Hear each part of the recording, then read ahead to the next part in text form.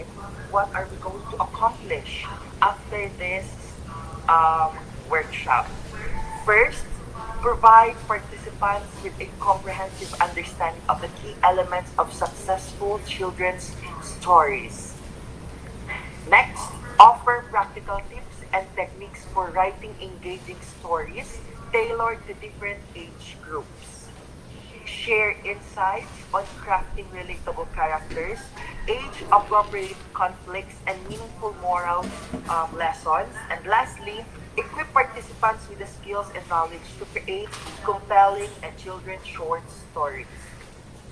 So, so since we have discussed about writing short stories for children, um, this workshop is going to um, focus just on writing short stories and how to incorporate it in a conventional and non-digital type of short stories. So for innovative instructional materials, we are focusing here on writing short stories since short stories are included on children's literature. So there are five structures, there are five parts kung anong maging focus ng ating um, topic. First is understanding the audience. Ano yung audience natin? Specifically, nakalagay dito is for children. Yung audience natin, our targeted audience natin are the children. Next, the elements of a children's short story. So, it is very vital and very crucial, and this is very important to tackle. Next is the writing techniques for children's short stories. Ano yung mga writing techniques? What are the most appropriate writing techniques when creating a short stories intended for children? Then, kapag yung positive discuss natin, we are going also to discuss what are the common pitfalls rather. Ano yung mga disadvantages? Ano yung mga misconception about writing short stories for children? And lastly, what are the resources and tools? Resources and tools includes the digital and non-digital technology related in writing short stories for children. I know everyone are excited kung paano gumawa because after this discussion, lahat tayo ay magka-craft and magka-create ng very short short stories with a specific target audience natin. So, talking about writing short stories, we have children's literature. It is part of the children's literature. So, it refers to a category of literature specifically created for and aimed at children, typically ranging infants to young adults.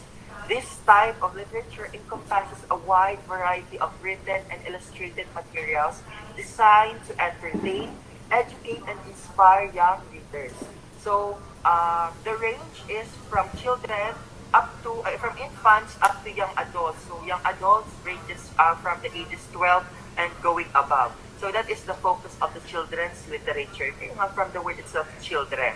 So, children's literature includes the following. Ano nga ba yun? Ano nga ba yung mga example na ating children's literature? Number one is we have the picture books.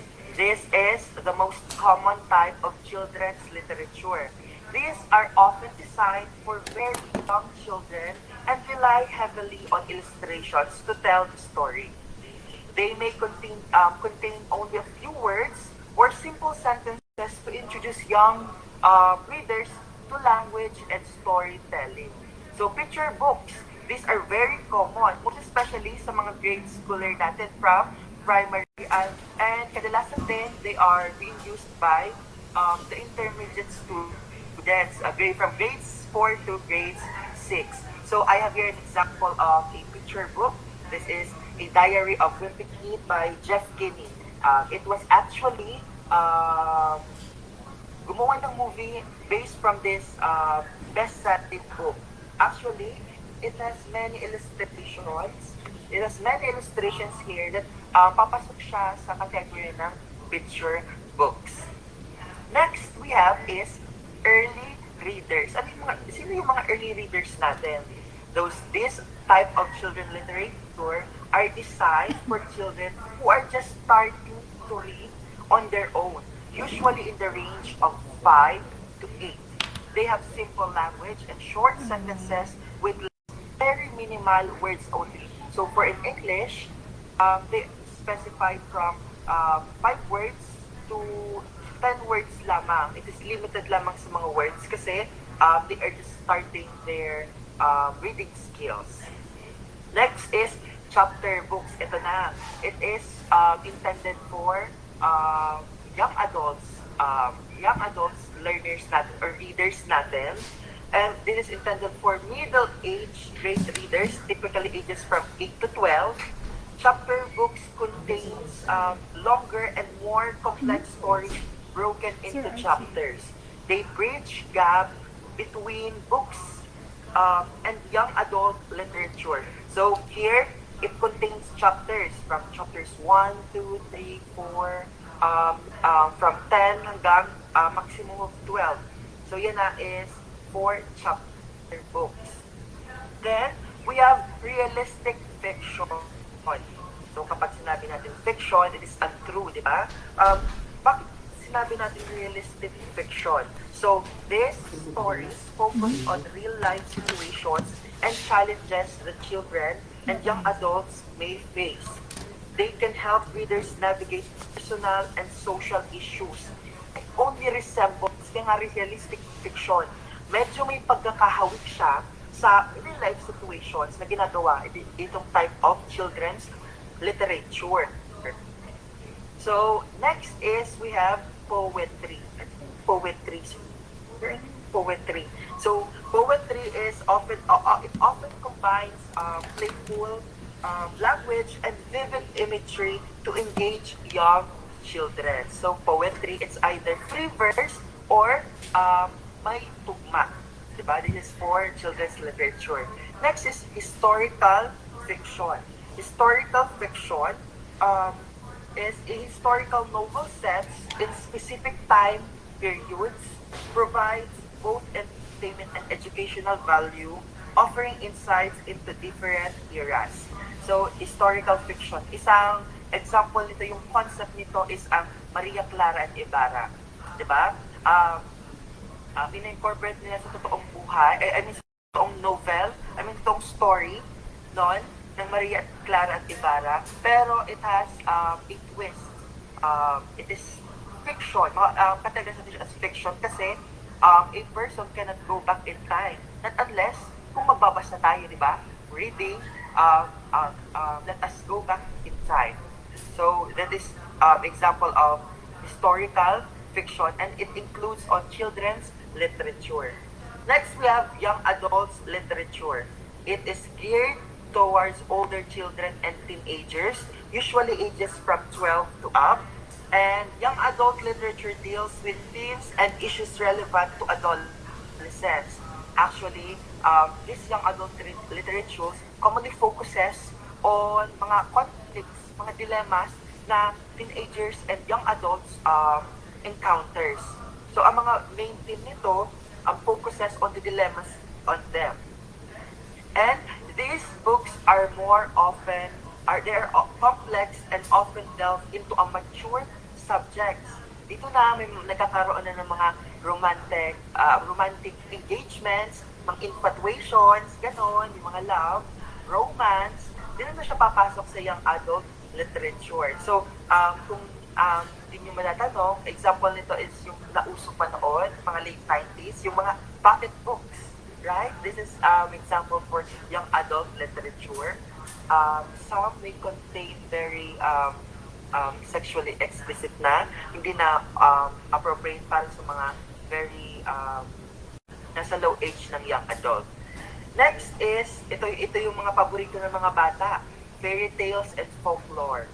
So here, classic tales and stories passed down through generations, such as those by the brothers Grimm and Aesop's fables, are parts of children's literature and serves as a foundation for many contemporary works. So the Grimm brothers, they have many stories. They have different versions ng stories. Sila yung mga, kung ano sabi natin, the real stories, sila yung may toong konteksto ng stories. Alam nyo ba, na yung sa version ng Grimm Brothers, iba sa version ng Walt Disney na Cinderella. So sa Disney Cinderella, di ba, kinulong si Cinderella sa attic doon sa upper part ng bahay nila para si Anastasia at Grisella, nung isusukat na yung sapatos, di ba yung sukat ng sapat, para hindi sa kanya magkasya talaga, hindi siya makapagsukat. So ang ginawa noon, di ba, hindi nagsukat, lumipad lang yung glass slipper. Pero sa version ng Grimm Brothers, alam mo ba na isa doon sa mga step-sisters ni Cinderella ay pinutol yung paa para magkasya. And nung naglalakad na si Anastasia, if I'm not mistaken, si Anastasia yun, naglalakad na siya, dumudugo na yung paa niya. So, na-notice nung Duke na, ay, dumudugo. So, pinutol. Nakita niya, pinutol yung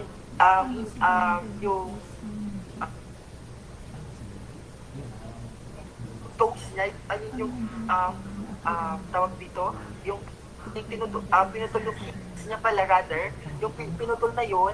So, hindi siya yung may-ari ng glass slipper. So, that is example for fairy tales and folklores. And itong Aesop's Fables, lumabas na sa licensure examinations na it contains stories of different, it contains fables na pinagpulutan ng aral moral lessons. And lastly, we have fantasy and science fiction. Ito naman, children's literature nito is for mga science geeks natin. Yung mga bata natin din ng mga mahilig sa mga fantasy and mga science-related subjects or topics. So these are examples of children's literature. So, lahat ng literature na to serves several key purposes. Ano yung mga key purpose kung bakit nagkakaroon ng children's, bakit binibigyan natin yung children's literature. First one is education. Siyempre, we give this children's literature to educate our young children, yung ating young learners. It helps children to read and develop language skills as well as acquire knowledge about the world. Hindi lang yung konsepto, yung pedagogy and andragogy ng education ang focus ng children's literature, as well as yung mga real-life situations natin. Kaya kung kadalasan makikita natin sa mga children's literature, it is parallel, it is accompanied, it is structured sa real-life situation, mga real-life situations na mga stories. And it focuses on the macro skills natin, reading, specifically reading and writing. Next purpose is for entertainment. Siyempre, kapag children's literature, ginagawa din siya for entertainment. Kadalasan nga, it is often used sa mga competitions na pagkwento, and once nagkwento ka na, it serves as entertainment para sa mga nakikinig. Most especially hindi lang sa mga bata, as well as sa mga matatanda. It aims to engage and captivates young readers and fostering love for reading and storytelling. Kaya nga for entertainment siya, isa sa mga purpose niya. Next is for moral and ethical guidance. Of course, majority ng ating children's literature has moral lessons. Ano yung moral and ethical? Yung moral lessons, pinapakita doon kung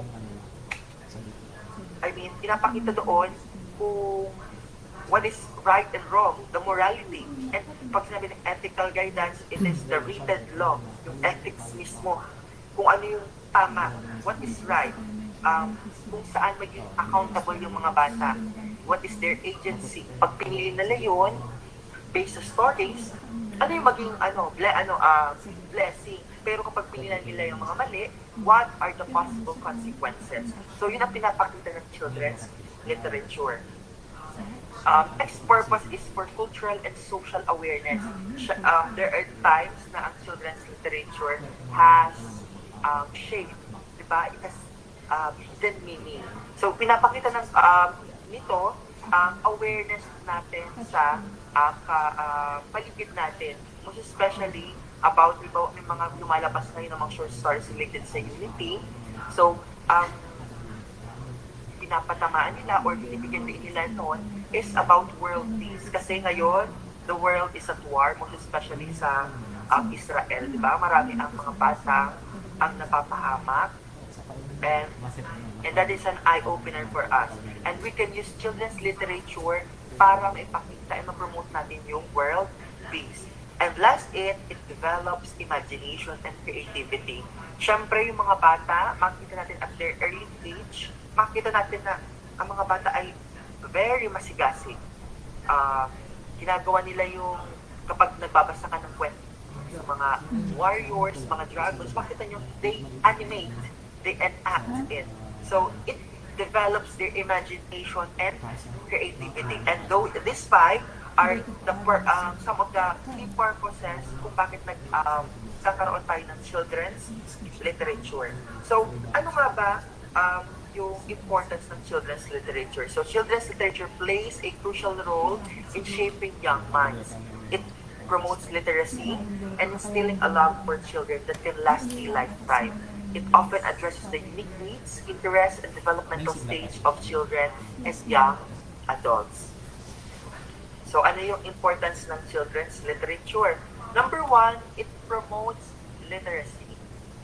Ito, sa importance na, first is, it introduces young readers to the world of words, language, and storytelling. Siyempre, binibigyan din ito yung storytelling.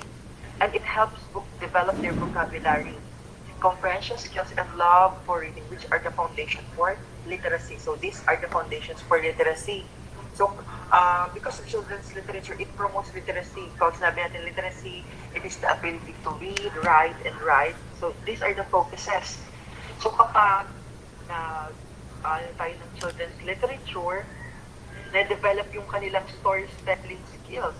For, halimbawa sa mga magbibigay ka ng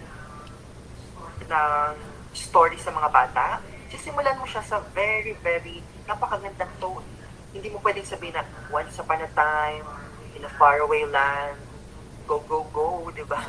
Ganon, hindi mo siya pwedeng bigyan ng ganyan. Kasi it is not appropriate sa kanilang age. Siyempre, gawin mo sila na appropriate sa kanilang age. Example, once upon a time, in a faraway land, there lived, di ba? Ganun dapat yung atake natin when it comes to for children's literature, di ba? So, itong children's literature, it promotes literacy and dina-develop yung vocabulary skills nila, yung language, as well as their comprehension. Hindi lang basa ng basa. We need to teach our children, hindi lang binabasa lang nila. We need also to teach them how to comprehend. Ano yung binasa nila? Sino yung bida doon? Saan yung setting? Ano yung plot? Ano yung conflict? Paano na resolve yung conflict na yun? So, that focuses on promoting literacy. Next, it fosters imagination and creativity, as I have said a while ago, na for children's literature, i-develop nila yung imaginations and creativity. Hindi lang tayo magiging stagnant sa ganito. Hindi tayo mag-focus sa specific na themes lamang, lahat na lang nakafocus sa about sa fairy tale and folklore. Excuse me. Hindi lang nakafocus doon sa more educational. Kinakailangan there is a mix also. So, it encourages them to think creatively and envisions new worlds and dream beyond the confines of reality. It is, binibigyan natin yung mga bata na panibagong mundo. Pero, pag nagbibigay ng panibagong mundo, medyo close to reality. Kasi minsan, nasasaktan yung mga bata, nasasaktan yung mga bata kasi binibigyan natin sila ng perception na ang mundo ay napakaganda na kapag lumabas ka, there are many butterflies. So, parang, phonetically speaking, yung connotations niya na maraming opportunity. Pag lumabas ka, real outside world, bibigyan natin sila ng, pag lumabas sila, na puro sila positive. Diba? We should also teach them na hindi lang nasa apps ang buhay, also we should also teach them na ang buhay ay parang gulong, di ba? Minsan nasa taas, minsan nasa vulcanizing shaft, charot. Minsan nasa baba. So that is for imagination and creativity. Di ba? It focuses on the children's creative minds. Kung paano sila gumawa and paano nila ma-create kung ano yung mundo nasa isip nila. Kung gusto nilang ang character nila is more on dragons, di ba? Hayaan mo yung bata. Pero make sure na kapag incorporating this in fostering imagination and creativity, make sure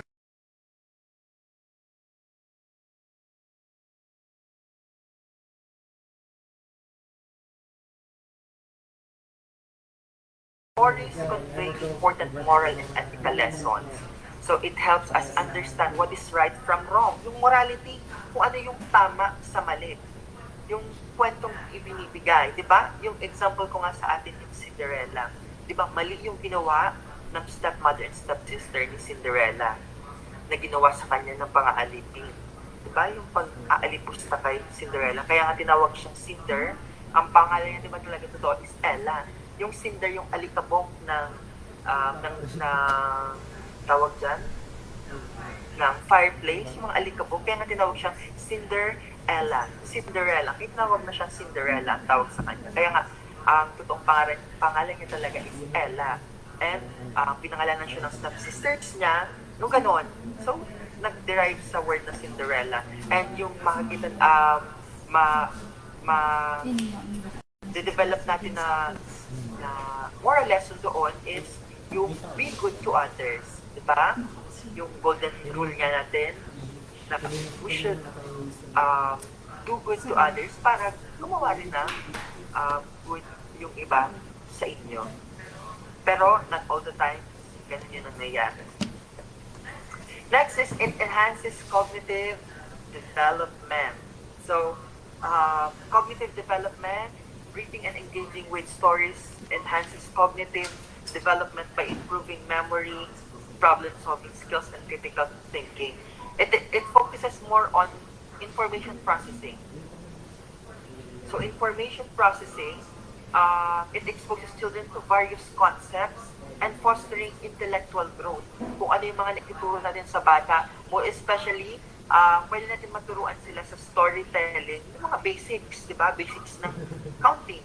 1, 2, 3, 4, 5. Yung mga basics ng A for apple, di ba? Yung mga basics ng knowledge, basics ng concept. And after noon, paunti, develop natin siya. And it often starts sa bahay natin, di ba? Yung bahay natin is our first school. So doon pa lang na-develop na yung cognitive development. Pero, make sure na yung mga parents natin, yung mga mommies natin dyan, yung mga daddies, mga brothers and sisters ng mga batang magtuturo, make sure na i-fact-check muna natin bago tayong magturo sa mga bata. Kapag nagtuturo tayo sa mga bata, alamin natin kung tama ba yun na binibigay natin information. Diba?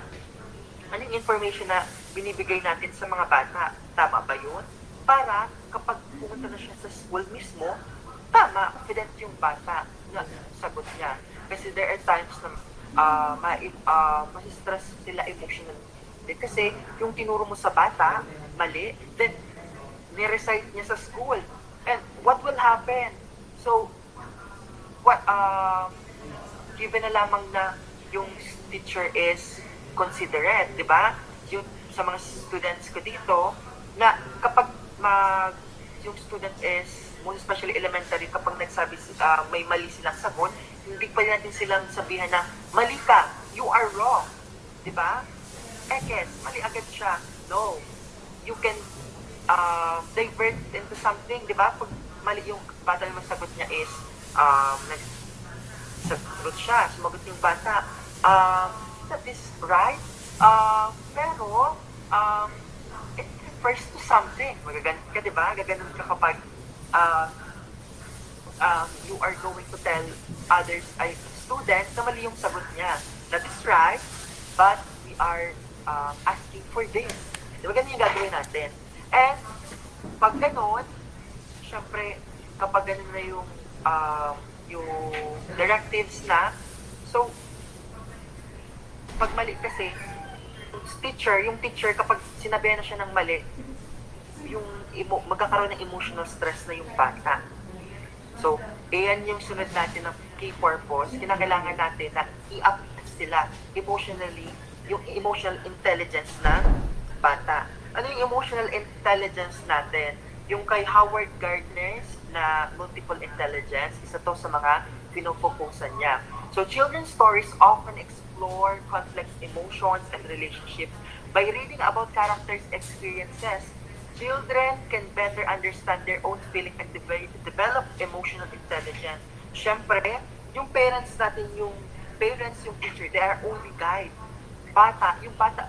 Yung siya mismo ang makaka-understand kung ano yung kanyang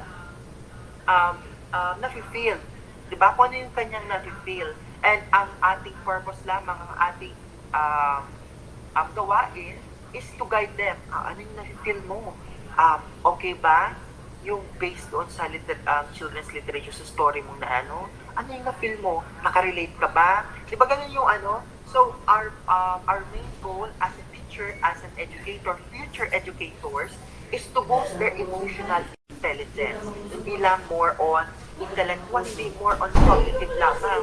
Pero, kinakailangan i-ano rin natin ang emotional intelligence.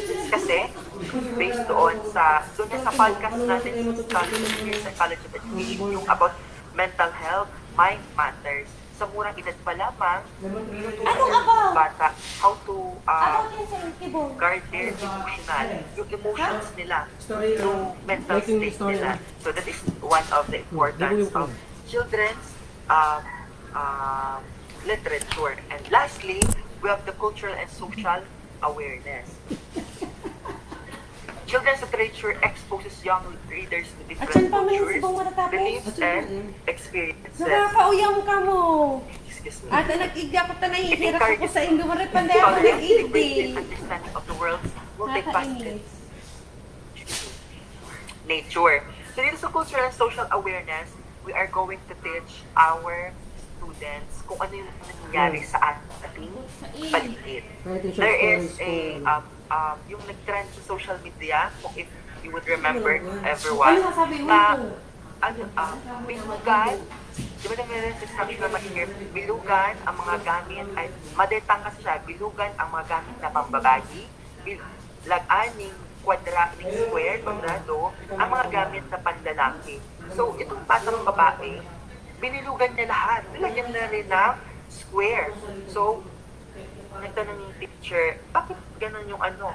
And alam niyo ba yung teacher, nagsabi siya na parang nag-imply siya na mali yung sagot ng bata. Pero nag-justify yung magulang ng bata. Sinabi doon na, ma'am, di ba po ma'am pwedeng gumamit ng jumping rope ang babae as well as ng lalaki? Di ba ganyan yung justification natin? So, for the importance ng children's literature is naging eye-opener to both for cultural and social aspects natin. Di ba? I-expose na sa different cultures and beliefs. There are short literature na nakafocus sa ating mga Muslim friends. Di ba? There are also short literature sa mga indigenous peoples natin here, especially dito sa atin sa Bicol region, mga Aita natin, mga Agta. Those are examples. So, it exposes us, most especially the children, in different cultures, beliefs, and experiences. So now, syempre, mga bata yung focus natin. So what are the roles of short stories in child development? Diba? Focusing on child development, may kalakip siyang mga theories.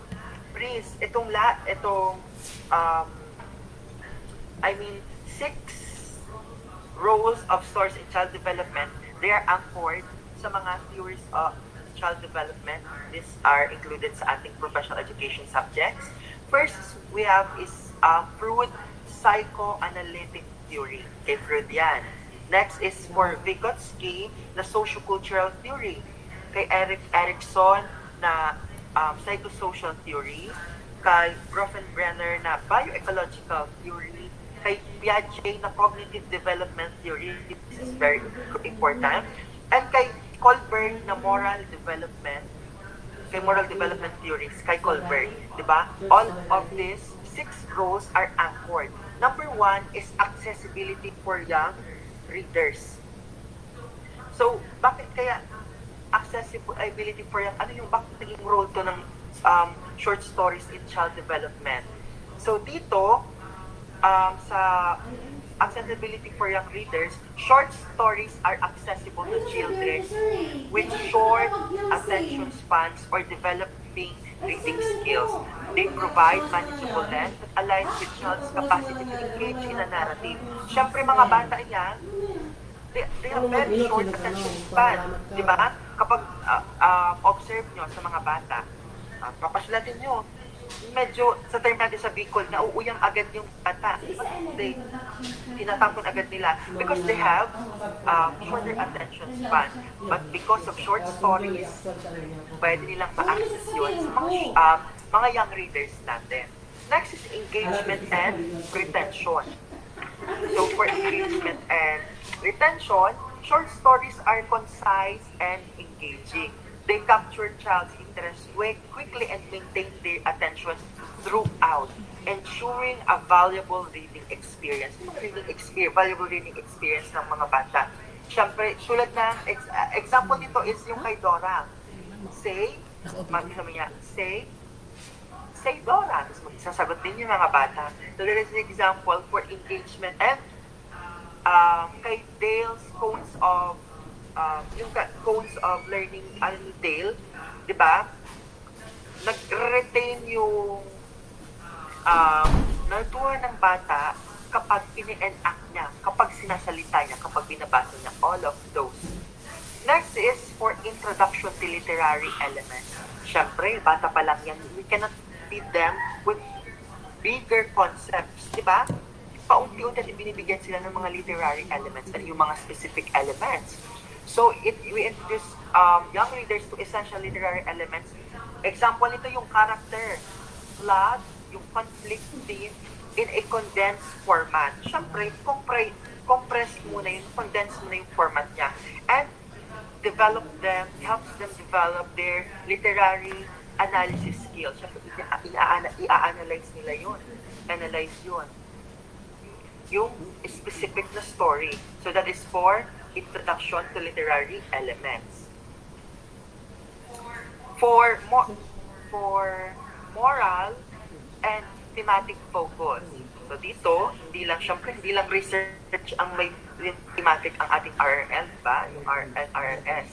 So dito, short stories often focus on specific moral or theme, making them effective vehicles for conveying important life lessons in a concise and memorable manner. There are short stories, mga series, mga 5 aklat, pero same stories, na nakafocus sa specific themes and morals. Example nito ay yung themes ay nakafocus lamang sa mga good manners and right conduct, what you are going to behave inside a classroom. Ganun lang. Ito yung mga ginagawa specific sa mga classroom natin. And last is versatility in teaching. So dito, short stories can be used effectively in educational setting to teach a wide range of subject concepts, making them valuable resources for teachers and parents. So this is for versatility in teaching. So, di ba topic natin is developing instructional materials, innovative instructional materials. So short stories can be considered as an innovative instructional materials. Kasi it can be accessed by both the learner and the facilitator, the teacher and the student, as well as the parents. Diba? It might be conventional or non-conventional, digital or non-digital. Kasi hindi lang storytelling, hindi lang stories na gantong specific na books, hindi lang ganito. Ngayon, meron na tayong tinatawag digital storytelling. So, we have digital storytelling. So, now, di ba we have 5 structures? Number 1 is understanding the audience. Ito na, para gagawa tayo ng short stories. We must understand our audience. First is age-appropriate content. Sabi nga ni Sir Archie kanina sa kanyang skills, sinabi niya kanina na kinakailangan appropriate yung mga instructional materials natin. So, ang short stories natin should recognize that different age groups have varying levels of cognitive and emotional development. It ensures that your content aligns with targeted age range. For example, stories for preschoolers will be significantly different from middle grade readers. Yung mga preschoolers natin, hindi natin pwedeng gawa ng short stories about mga romance. Diba? Hindi pwede natin gawan ng stories about them. Hindi natin pwedeng gawan ng mga complex na stories about social responsibility. Pwede very minor lamang. Pero yung mga napakalaki ng concept, hindi natin pwedeng ituro sa mga preschoolers natin. Kaya nga dito, we understand the audience natin. Kinakailangan, alam natin kung ano yung content na appropriate sa age nila. From infant, up to 2 years old, 3 years old, going up, then young adults. Next is reading level. Be aware of the reading abilities of your target audience. Tailor your language and vocabulary to match their comprehension level. Early readers will require simpler text than older, more proficient readers. Sabi dito, di ba? Be aware of the reading abilities of your targeted audience. Nagbigay ka ng short stories sa mga bata, ng Romeo and Juliet, bigay ka ng stories, Romeo and Juliet, pero sa mga grades 2 to 3, sa tingin nyo ba appropriate siya? No, it is not appropriate. We should incorporate or we should be parallel sa reading level ng mga bata. Ano yung mga reading abilities niya? So, example nito is finding yung field area ng mga bata sa DepEd meron nun. Yung reading level ng bata, hanggang saan ang kaya niya.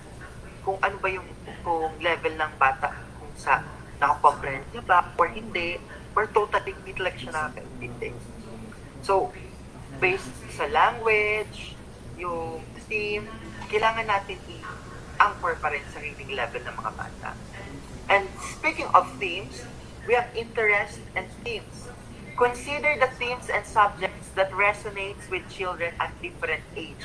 Younger children might be drawn to stories about friendship, family, and adventures. Yan yung sinasabi ko, di ba? While older readers might be interested in complex themes such as identity, relationships, and personal growth.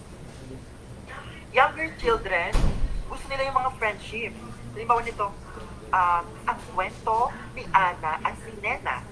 Si Ana at Nena ay matalik na magkaibigan. Si Ana ay mahilig sa mga manika, habang si Nena naman ay mahilig din sa manika. Diba? It focuses on friendship. Sa family naman, once upon a time, far away land, there lived a very beautiful fairy. And this fairy has younger brother and sister. Diba? It focuses on family and adventures. Yung adventures natin. Diba? Minsan niya, incorporate natin sila sa mga fantasy movies or series sa television. So, Encantadia. Sabihin ng mga bata, ako si Elena, ako si Amihan. Siya, ikaw ang Hator. Diba? Mga mukha kayong Hator. Ganun yung example niya. Then, next is preferred genres and formats. Ito na. Be aware of the types of literature that appeal to different age groups. Picture books, for instance, are popular among young children, while middle-aged readers might favor chapter books. It is true, di ba?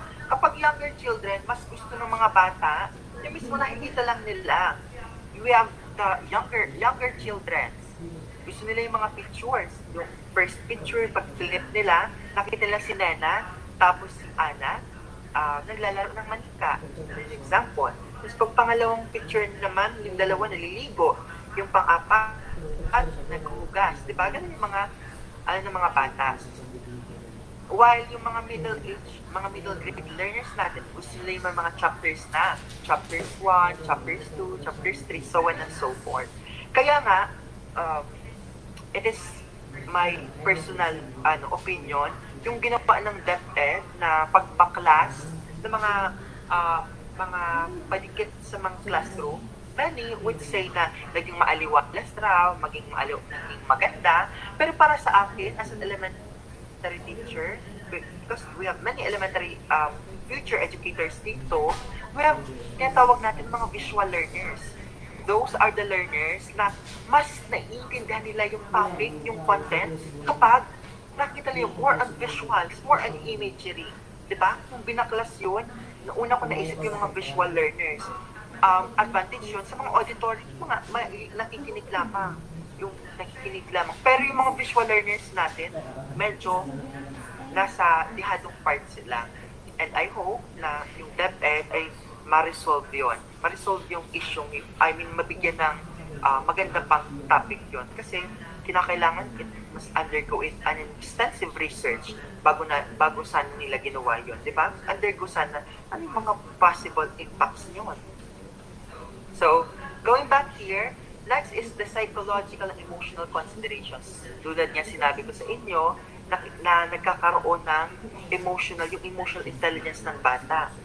Understand the emotional needs and development milestones of children and different stages. You must understand them. Doon sa mga theories ng mga proponents ng theories na yon, yung kay Freud, kay Erikson, kay Vygotsky, kay Bronfenbrenner, they tackle the topics there. Yung psychological and emotional consideration na ibibigay na short stories once we understand the audience, di ba? Young children might relate to stories about separation anxiety.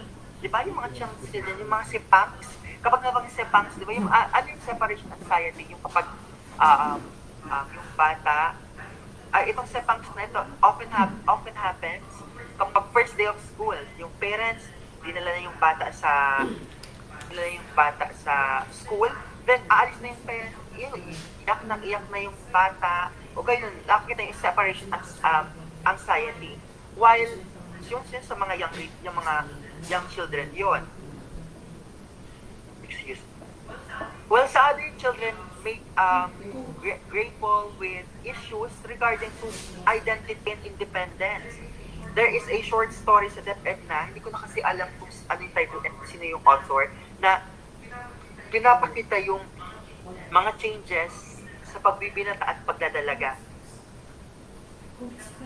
Pinapakita doon na yung lalaki, yung batang lalaki, nasa edad na, kinakailangan niya na mag-undergo ng circumcision.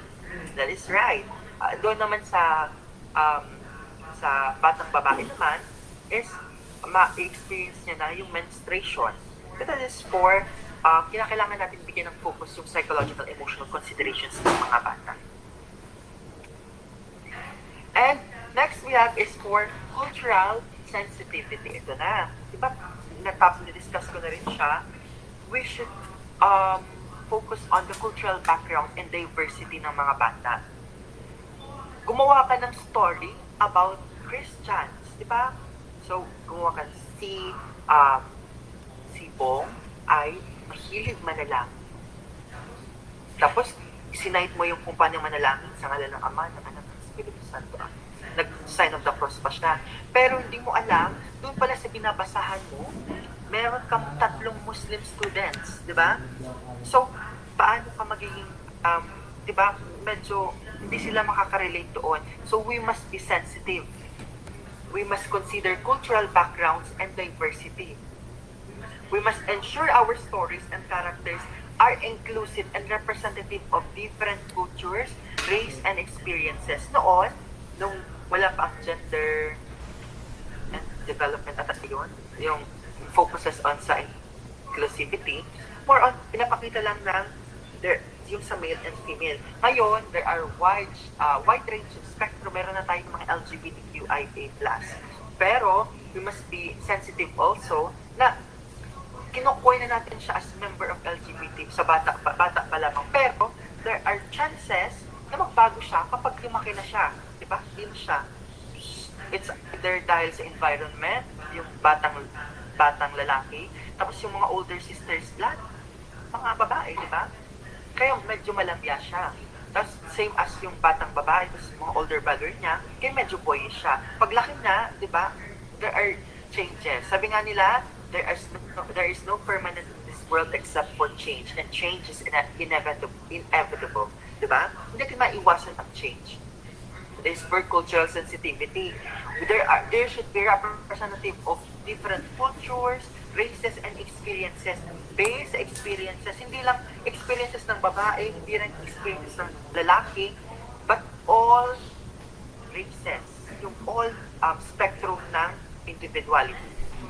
Next is for social and ethical development. Recognize that children's literature can play in a social and ethical development. Sabi ko nga kanina sa inyo, di ba, na short stories plays an important role in our society. Minsan, may mga shades siya, di ba? Yung last election yan, yung mga last election, yung mga caricature, may mga patama sa ganito, ay, ito, UPM, ito naman, kay Mama Lenny, di ba? Ganun yung mga naging patamaan. That is because of different social and ethical development. Di ba? Gusto natin i-develop yung ng mga bata. Tawag dito, gusto natin ma-develop yung awareness nila when it comes to social and ethical development and awareness. Pwedeng questions, activities, and opportunities for young readers to engage with the materials. Ito nga, pwede na yung gagawin natin. And that is for interactivity. Connected na sila, that depending on the age group, kinakailangan may interactivity, kakaroon ng interaction. Hindi ka pwede magbigay ng, pwede sa mga higher grade na yung si Maria, ang pinakamagandang diwata sa buong kanikala, gano'n. Tapos tatanungin sa mga bata, sino nga ang pinakamagandang diwata? Si Maria. Pwede rin siya sa mga higher grades, diba, grade 6 up, yung mga young adult learners natin, pero mas appropriate sa mga bata. Tulad kay Dora, di ba si Dora, more interactive. Ganun din yung nagiging focus natin upon understanding our audience. Next, illustration and visual appeal. No, sa visual appeal natin, sabi ko kanina, there are visual learners. Mas colorful, mas maganda. Tulad sa, I know some of you are future educators. Diba? Nag-pre-demo na kayo. Magagamit nyo to, illustrations and visual appeal. Dapat colorful yung ating mga IMs, mga instructional materials natin. Pero, remember, hindi naman lahat colorful. Nandun na yung Roy G. Biv na color ng rainbow. Magbibigay ka lang ng color scheme. For example, ang topic mo is about colors, solar system. Pwede kang gumamit ng mga warm colors. Yung color scheme mo lang ay papasok sa yellow, orange, red, diba, tangerines, dandelions na mga colors, yun lang focus mo. Pero ang focus mo ng mga anyong tubig, diba, anyong tubig, yung ka naman sa mga cool colors, yung full spectrum naman ng colors mo. Blue, green, ganun, light blue, apple green, cerulean shades, doon ka na papasok. Doon ka na magpapakita ng kung ano yung magandang IMs. Huwag natin i-bombard yung IMs natin, nakafocus lang sa, di ba, so Roy G. Biv na super colorful na sa tatanungin kanya mga student, sir, LGBT ka, di ba ganyan yung pag-grade mo, LGBT agad. Kailangan isang color scheme lamang. Halimbawa, ang gusto mong i-achieve lang sa topic mo, most especially sa short story mo, halimbawa, ang panto niya is about autumn. Di ba pag autumn, mag-visualize natin yung autumn season. Orange, brown, the shades of the autumn colors, di ba? Yung mga maple tree, yung maple leaves na na color orange, nag-yellowish. Ganun yung maging all throughout yung story, well, yung color niya is naka-anchor sa autumn shade. Tama. And that's for illustrations and visual appeal. And lastly is for developmental challenges. So, if you're writing for children with developmental challenges or special needs, ito yung mga batang with special needs, yung mga persons with special needs, hindi natin pwedeng tawagin na silang special, persons with disabilities, hindi natin pwedeng tawagin sila. We should tailor our content with your unique requirements and abilities. So, as much as possible, we should consult with experts. There are short stories na ginagamitan na ng Braille system. Alam niyo po, everyone yung Braille system. Yan yung system na ginagamit ng mga blind person. Yung mga dot na kinakabalang nila, mababasa nila. There are short stories na intended for doon. And papasok siya dito sa developmental challenges. How about yung mga deaf natin na mga learners? Hindi naman tayo pwedeng palaging mag-sign language lamang. Kasi what if yung teacher hindi marunong? Meron tayong pwedeng magagamit yung digital storytelling. Mag-flash tayo, di ba? And with subtitles, mababasa yun ng mga bata. Pero kapag walang subtitles, and meron kasi mga deaf na mga students, mga students na they rely lamang sa vibration ng sounds. Mama.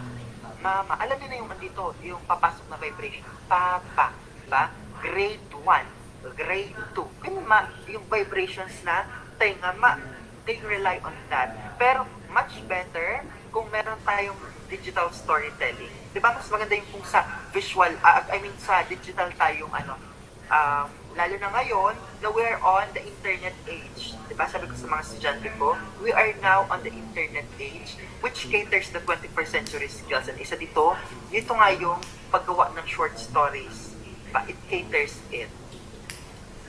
So that is for understanding our audience. So ngayon na, syempre, natutunan natin, we understand our audience already, ano yung proper age, ano yung proper na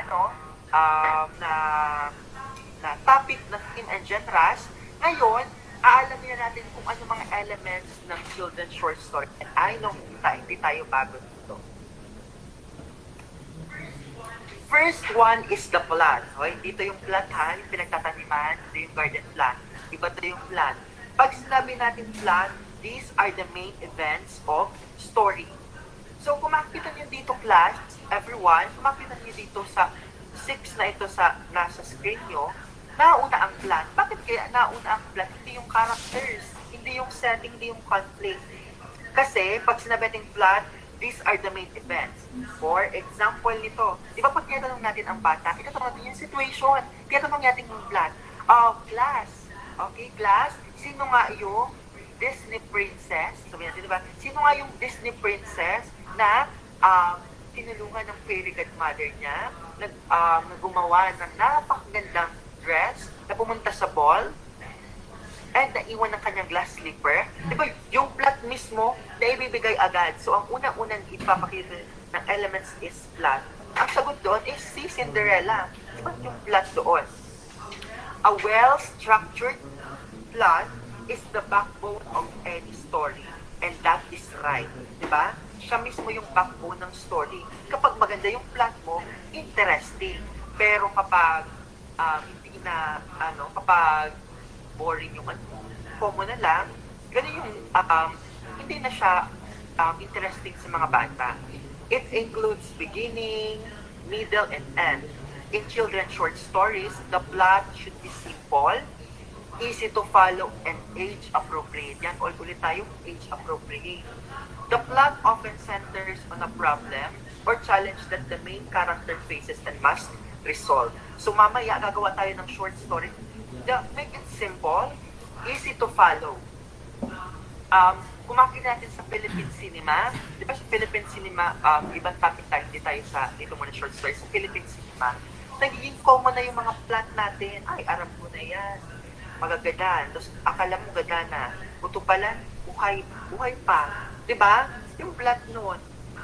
Akala natin, pag Pilipino, nagtumbling na. Nag-ano na si Coco Martin. Ayun na yan. Yung mga common plot natin, yun yung nakikita natin. Diba? Kadalasan na, na i-experience. So, kinakailangan natin yung plot is for children's literature, easy to follow. It is age appropriate and especially simple lamang yung plot natin. Bawa, yung plot natin is nakapokus lamang kay si Aling Nena ay nagbukas ng tindahan. Diba? Si Aling Nena ay maraming suki. Ang suki ni Aling Nena ay si Nino at si Nono. Ganun dapat yung, yung plot natin. Napakasimple lamang. Next is characters. Ito na. Mas, kapag natanong tayo, di ba? O doon sa plot, pag natanong, ay siya nga itong bida sa ano, ganyan. Di ba? Yung characters natin, yung pinampukusan natin. Sorry for that typo error. Characters. Memorable and relatable characters are essential in different short stories. So, tulad ginagawa ni Disney, alam niyo ba na may aklat na ang Frozen, yung kay Elsa and Anna, di ba kailan yan? Let it go, let it go. Pero yung story ni Elsa and Anna, ginawa siyang story. Bakit? Kasi yung characters niya is very interesting. Nakaka-relate majority and age-appropriate siya. Diba? These characters can be people, animal, or even inanimate objects with human-like qualities. Diba? For example, sa people, yun nga si Anna at si Elsa. Sa animal naman, si Peppa Pig, di ba? I am Peppa Pig, di ba? Nandun yung accent ni Peppa Pig, naka-British yung accent niya. And even we can inanimate objects. Yung sa Disney Pixar na mga story about sa spoon, di ba? Inanimate nila yun. Yung spoon nakakapagsalita. So, ganun yun. Pwede yung maging interesting sa character. So, kung sa atin sa workshop mamaya, make sure na maganda yung ano natin, tawag dyan, maganda yung mga characters natin at tatatak mismo sa mga bata. Mas maganda, shorter, but interesting. Next is setting. Kadalasan sa setting natin, setting natin is the backdrop of our story. Saan naganap yung story mo. In children's short stories, the setting should be described in a way that's easy for young child readers to imagine. Kinakailangan, ano lang sa bata, madaling ma-imagine ng mga bata. Kasi kapag nagbigay ka ng setting na naganap sa madamo na napakaraming ulap. Di ba ganun yung setting mo, madamo na tapos maulap pa, na kung saan tanging liwanag lamang ng buwan ang siyang nakikita. Diba? Pero dapat medyo yan na lang natin. Bawa, sa parke, diba?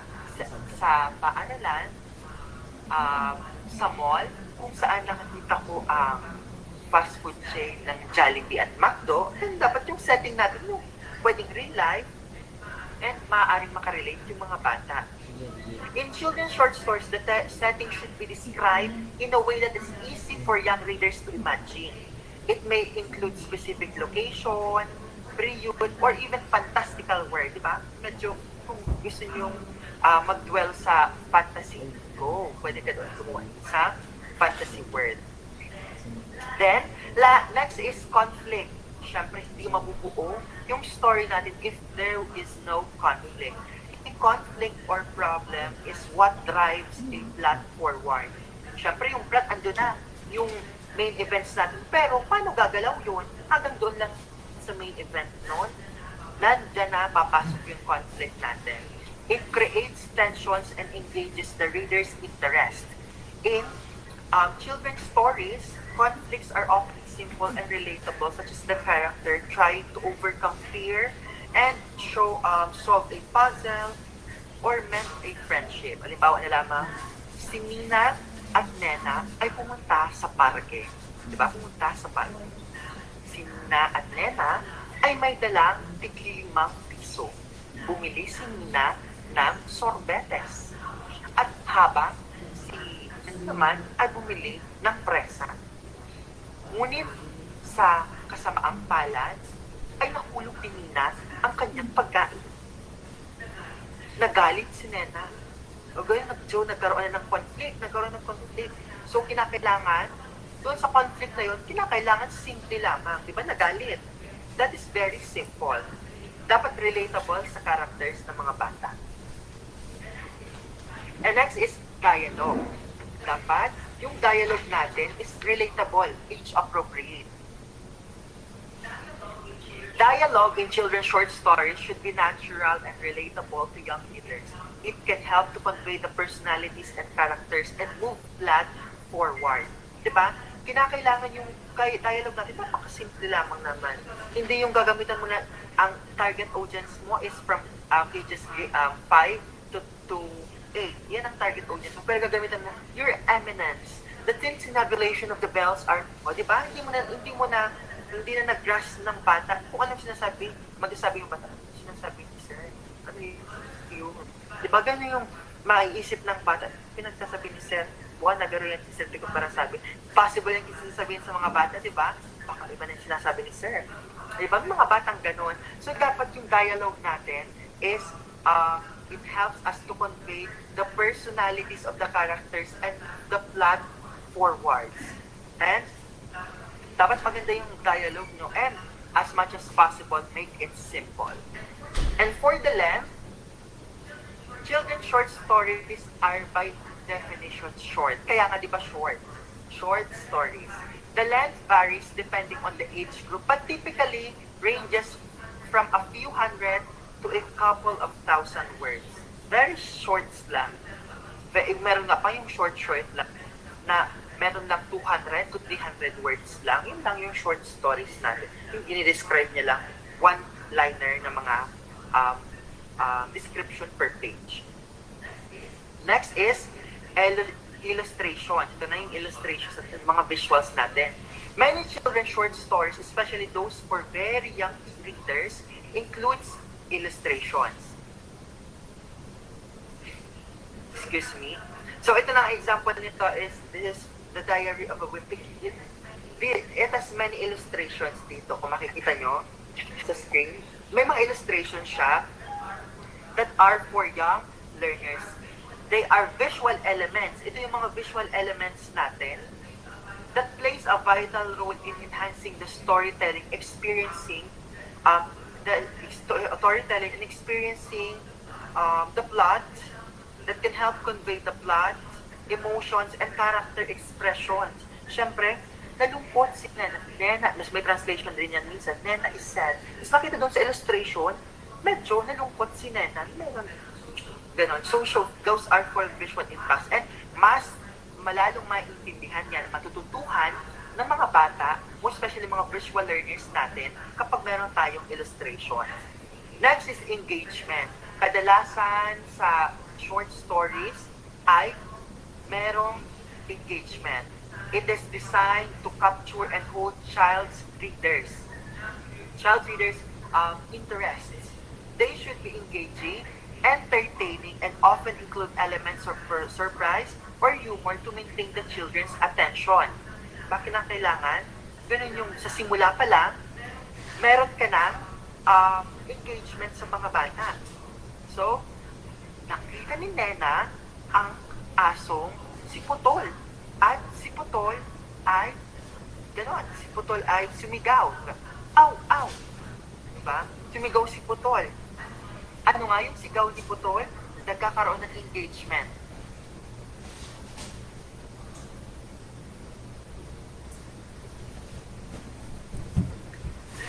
Then, we have emotional connection. Siyempre, ito yung kinakailangan sa short stories. You are not just going to read. You are going to tell the story doon sa short story na binabasa mo. Kinakailangan emotional connection. Doon sa kwento natin na ginagawa ko, diba? Si Nena, nagalit si Nena. Nagalit si Nena kay Ana dahil sa pagkakulog ng kanyang pagkain. Si Nena ay umiyak. Pakita mo yung emotions doon. Kinakailangan yung mga bata, makita mo sa mga bata or the children, the emotions. Makita mo yung connection. The ability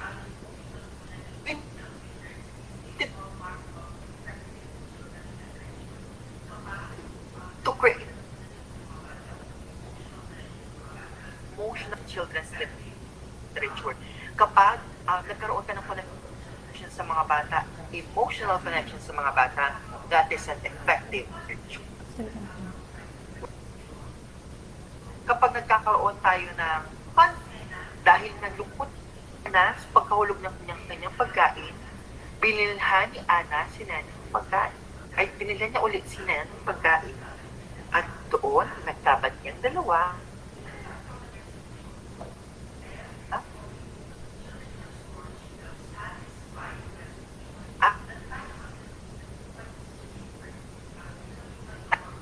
Lang yung mga jowa ang kinakailangan ng mga closure. Kinakailangan din sa short stories. This often reinforces the theme or moral lesson of the story. Pag kinakailangan moral lesson, kaya nga sa mga Walt Disney, any stories, pero kadalasan sa Walt Disney movies, and they live happily ever after. Siyempre na happy-happy na sila. So that is for the part 2 ng ating structure. The elements, those are the elements of children's stories. And ito na yung age-appropriate na kailangan age-appropriate siya as I mentioned paulit-ulit sa atin. Dito na tayo sa writing techniques for children's short stories. Number 1 is start with a strong hook. Diba? What does it mean that it starts with a strong hook? Kailangan ba, Sir Bong, na bulatin agad sila? Kung pwede, di ba? Kinakailangan. Begin your story with an attention-grabbing hook that piques the reader's curiosity or raises a question. A strong opening can draw a children into the narrative. Kapag maganda yung simula mo, then, mag-grab mo agad yung attention ng mga bata. Diba? Kailangan maganda. Noong unang panahon, sa Tantala, ay nakatira ang iba't ibang uri ng prutas. Andon si kalabasa, si kamatis, at si pechay. Diba? Ganun yung story. Simula ko na, wow, ganun. Makagrab mo agad yung attention ng mga bata. Next is, remember, this is the writing techniques na ha. Next is clarity and simplicity. Since this is short stories, sabi ko sa inyo, make it simple. Use clear and simple language suitable for the target age group. Of overly complex vocabulary or sentence structure that could confuse young readers. Diba? You should avoid using those mga napakalalim na since it's short stories for children. We have also imagery and descriptive language. Kinakailangan, we can paint vivid mental pictures with your words. Diba? Habang nagsasalita ka, habang kinikwento mo,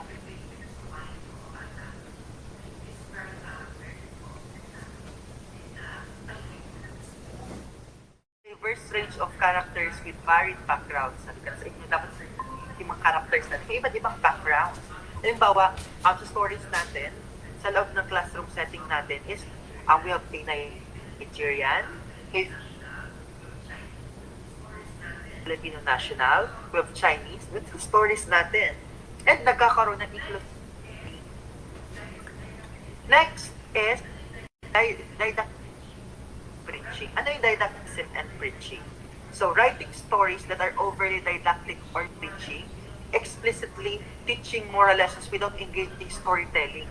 Ito yung possible pitfall ng short stories. Ano yung didacticism? So, it is the main purpose lamang kasi is to teach without entertainment. Puros lang teach. Ganun lang yung pag namin didacticism, more on preaching.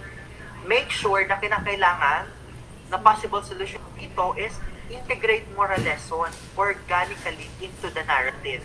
Allow readers to infer the message, the character's experience rather than stating it explicitly.